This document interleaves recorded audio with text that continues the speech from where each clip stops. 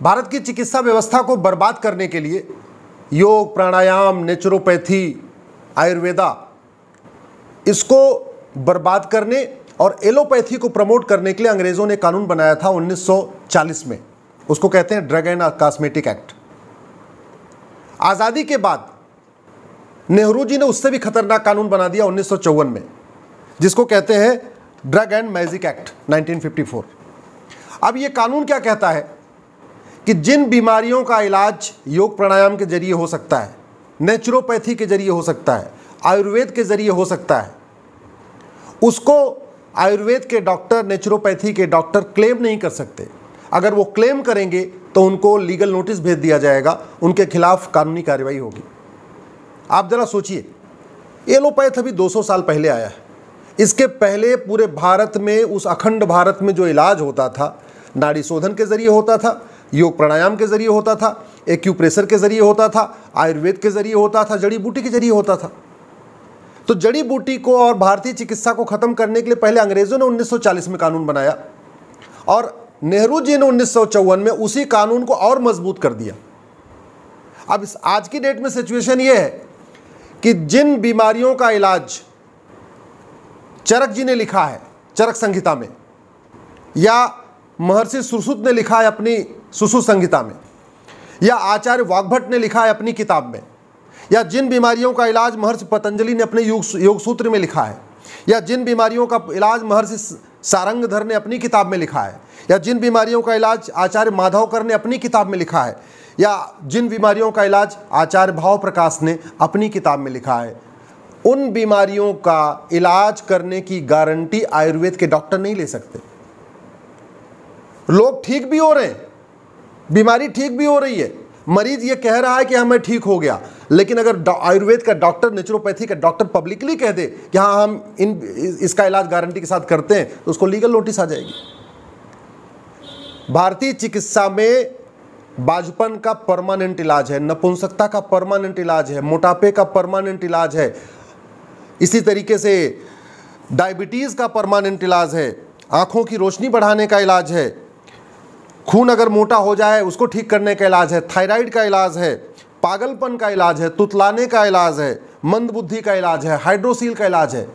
ऐसे अनेकों इलाज हैं जिसमें ना ऑपरेशन कराना है ना कुछ करना है। और इसका सबसे बड़ा सबूत तो मैं हूँ। मेरे पिताजी का घुटना खराब हो गया, मैंने एम्स में दिखाया, बोले घुटना ट्रांसप्लांट करना पड़ेगा। राम मनोहर लोहिया में दिखाया, बोले घुटना ट्रांसप्लांट करना पड़ेगा। मैंने एक बड़े दिल्ली के प्राइवेट हॉस्पिटल में दिखाया, टॉप के डॉक्टर को, उन्होंने बोला इलाज करना पड़ेगा। मैंने उसको मैं हरिद्वार गया पिताजी को लेके, पतंजलि में 10 दिन रहे, आराम से चल रहे, बढ़िया, घुटना ठीक हो गया। इसी तरीके से एक मेरे जानने वाले, उनकी डायलिसिस हो रही थी किडनी की, और वो हिम्स डेराबासी गए चंडीगढ़ में, एक हिम्स है चंडीगढ़ में, वहाँ गए, कुछ नहीं हुआ, डायलिसिस बंद हो गई, बढ़िया आराम से काम कर रहे हैं। और वो भी कितने में? कुछ हजार में। पतंजलि मेरे पिता के जी का इलाज बहुत सस्ता हो गया, जहां 3 लाख रुपए का पूरा घुटना ट्रांसप्लांट करना था उसकी जरूरत ही नहीं पड़ी, कुछ हजार रुपए में 10 दिन में ठीक हो गए। इसी तरीके से जो मेरे जानने वाले थे जिसकी डायलिसिस चल रही थी किडनी की, किडनी बंद हो गई, नहीं तो हर हफ्ते उनको डायलिसिस कराना पड़ता था। हिम्स में गए चंडीगढ़ और डायलिसिस बंद हो गई। इसलिए इस 1954 के कानून को खत्म करना जरूरी है। जो काम मुगलों ने तलवार के दम पे किया था, जैसे भारतीय शिक्षा, भारतीय चिकित्सा, भारतीय परंपरा को बर्बाद करने के लिए, वही काम अंग्रेजों ने कानून बना के किया। इसका उदाहरण है 1940 का ड्रग एंड कॉस्मेटिक एक्ट।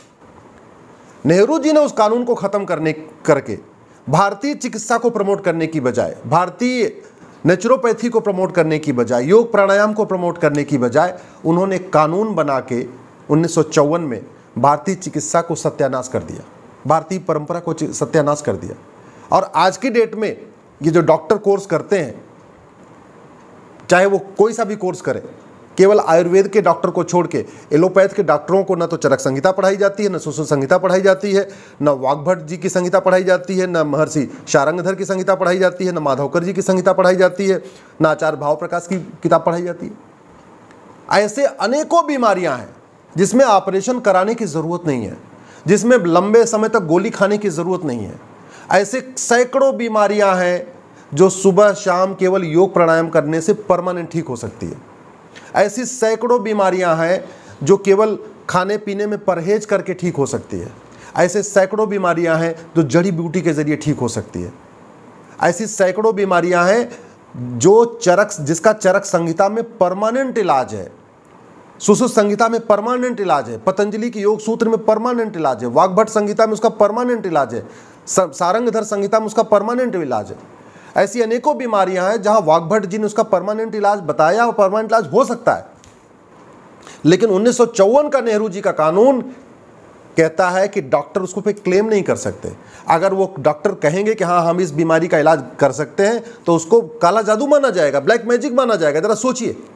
और बड़े आश्चर्य की बात है, पूरे देश के मिशनरियां कैंसर ठीक करने का वादा करती हैं, उनको कभी लीगल नोटिस नहीं जाती। पूरे देश में मिशनरी और जिहादी कैंसर ठीक करने के नाम पे बाजपन ठीक करने का दावा करते हैं, नपुंसकता ठीक करने का दावा करते हैं, घुटना ठीक करने का दावा करते हैं, टाइफाइड ठीक करने का दावा करते हैं, केवल वो कहते नहीं तंत्र मंत्र के जरिए। उनको कभी भी लीगल नोटिस नहीं जाती। लेकिन हमारे आयुर्वेद के डॉक्टर अगर वही बात कह दें, और जिनका इलाज वास्तव में है, जिसका इलाज महर्षि चरक ने बताया है, महर्षि सुश्रुत ने बताया है, महर्षि शारंगधर ने बताया है, महर्षि वाग्भट ने बताया है, आचार्य भावप्रकाश ने बताया है, महर्षि पतंजलि ने बताया है, तो उनको लीगल नोटिस आ जाएगी। जिन बीमारियों का इलाज पतंजलि पूरे देश भर में करता है, अगर बाबा रामदेव जी उसी को खुल के कह देते हैं तो उनको लीगल नोटिस आ जाती है। जिन बीमारियों का इलाज हिम्स में पूरे देश में होता है, अगर वही बात आचार्य मनीष खुल के कह देते हैं कि हाँ इन बीमारियों का मेरे पास इलाज है, तो उनको लीगल नोटिस आ जाती है। जिन बीमारियों का इलाज नेचुरोपैथी के जरिए हो सकता है, गर्म पानी में बैठ के, ठंडे पानी में बैठ के, गर्म पानी से नहा के, ठंडे, मतलब इस तरीके से नेचुरोपैथी के जरिए, अगर वही डॉक्टर विश्वरूप चौधरी कह देते हैं तो उनको लीगल नोटिस आ जाती है। ऐसे भारत में अनेक लोग हैं जो अपने अपने क्षेत्र में नेचुरोपैथी के जरिए, आयुर्वेदा के जरिए, योग प्राणायाम के जरिए लोगों की बीमारियां ठीक कर रहे हैं। और जो ठीक हो रहे हैं वो एविडेंस भी है, वो कह भी नहीं कि मैं ठीक हो गया। लेकिन अगर वही बात आचार्य बालकृष्ण कह दें, हाँ मैं गारंटी के साथ ठीक कर सकता हूं, या बाबा रामदेव कह दें मैं गारंटी के साथ ठीक कर सकता हूं, आचार्य मनीष कह दें मैं गारंटी के साथ ठीक कर देता हूं, डॉक्टर विश्वरूप चौधरी कह दें मैं गारंटी के साथ ठीक कर देता हूं, तो उनको लीगल नोटिस आ रही है। मैं प्रधानमंत्री से निवेदन करता हूं, सबसे पहले इस 1954 के कानून को ख़त्म करें जो हमारी भारतीय चिकित्सा को प्रमोट करने में सबसे बड़ी बाधा बना हुआ है। दूसरा मैं निवेदन करता हूं, दिल्ली में ये जो बाबर, हुमायूं, तुगलक, गोरी, गजनी के नाम पे दुनिया भर की सड़कें हैं ना, इनको ख़त्म करें। कम से कम एक महर्षि वाग्भट मार्ग, एक महर्षि चरक मार्ग, एक महर्षि सुश्रुत मार्ग, एक महर्षि पतंजलि मार्ग, एक आचार्य भावप्रकाश मार्ग, एक महर्षि शारंगधर मार्ग, एक महर्षि माधवकर मार्ग। ऐसे हमारे जो देश के टॉप के आयुर्वेदाचार्य हुए, महर्षि हुए, जिन्होंने दुनिया भर की सारी बीमारियों का इलाज बता दिया, उनके नाम पे कम से कम देश की राजधानी में एक एक सड़क बना दें। और जो हॉस्पिटल है, चाहे ये सफदरजंग है और दुनिया भर के है, ये सफदरजंग कोई डॉक्टर तो है नहीं, फिर उसके नाम पे हॉस्पिटल रखने की क्या जरूरत है। इन महापुरुषों के नाम पे एक एक डॉक्टर, एक एक हॉस्पिटल रखते। दूसरा, ये जो आयुष्मान कार्ड है, इस आयुष्मान कार्ड को नेचुरोपैथी के लिए भी उपयोग करने दें। अभी आयुष्मान कार्ड न नेचुरोपैथी के लिए उपयोग होता है, न आयुर्वेदा के लिए उपयोग होता है, न एक्यूप्रेशर के लिए होता है। भारतीय चिकित्सा पे काम ही नहीं आता। नाम है आयुष्मान, लेकिन उसमें आयुष नहीं है, वो केवल और केवल एलोपैथी के लिए उपयोग होता है। इसलिए मैं प्रधानमंत्री से निवेदन करता हूं, आयुष्मान कार्ड का दायरा बढ़ा के नेचुरोपैथी, आयुर्वेदा के लिए भी उसको आगे बढ़ा दें। इसी तरीके से योग प्राणायाम के जरिए बीमारियों का इलाज हो सकता है, आयुष्मान कार्ड का उपयोग वहाँ के भी करने की इजाज़त दें। और मैं प्रधानमंत्री से निवेदन करता हूँ, एक integrated health care system implement करें। भारत के मेडिकल कॉलेजेस में, चाहे वो किसी भी स्ट्रीम में जाए, वो MBBS करे या होम्योपैथी में जाए, आयुर्वेदा में जाए, किसी में भी जाए, लेकिन चरक संहिता, सुश्रुत संहिता, वाग्भट संहिता, पतंजलि का योग सूत्र, सारंगधर संहिता, माधवकर संहिता और भावप्रकाश संहिता, इसको पढ़ना सभी डॉक्टरों के लिए अनिवार्य करें। उससे बहुत मदद भी मिलेगी और बहुत हमारी बीमारियों का इलाज बिना ऑपरेशन के हो जाएगा, बिना गोली खाए हो जाएगा, बहुत सा बीमारियों का इलाज बिना इंजेक्शन के भी हो जाएगा।